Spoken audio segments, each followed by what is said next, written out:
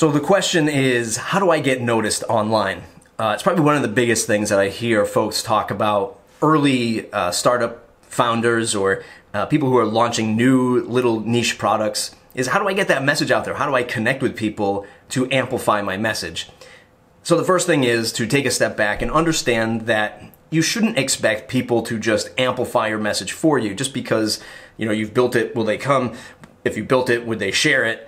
Generally, the answer is no, unless you've built something fairly amazing or you have an existing audience already.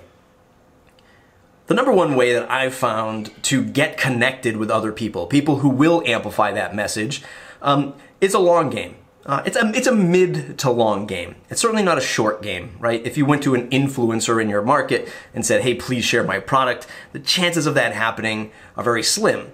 I know I get requests all the time for people to attract their product to my audience, so to my podcast or to my YouTube channel.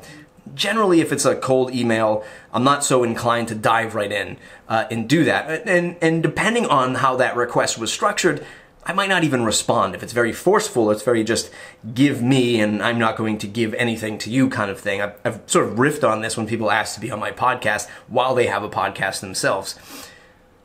So this is going to be more than just this one vlog to cover this topic, but the first most important piece for me in this whole scheme of connecting with people and getting noticed is by having discussions. You have to actually talk and engage with the people you want to connect with, as silly as that sounds, rather than just retweeting their tweet or liking their Facebook post. And in fact, even more so than just sharing their content.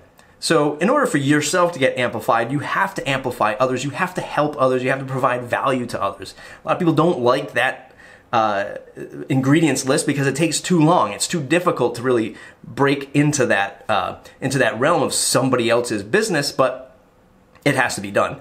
You have to find people that you're really going to have great conversations with and places that you can actually provide value. So even if you want to take on the tact of sharing somebody else's content, you also have to provide value, provide more dialogue around that.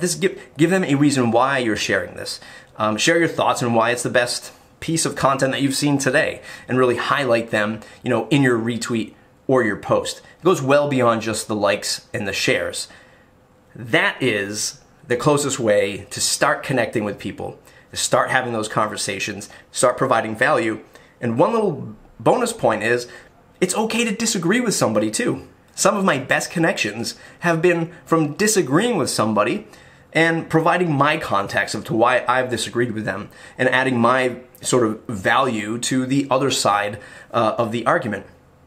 It's MattReport.com, MattReport.com/subscribe to join the mailing list. Thanks for watching today's vlog. We'll see you in the next episode.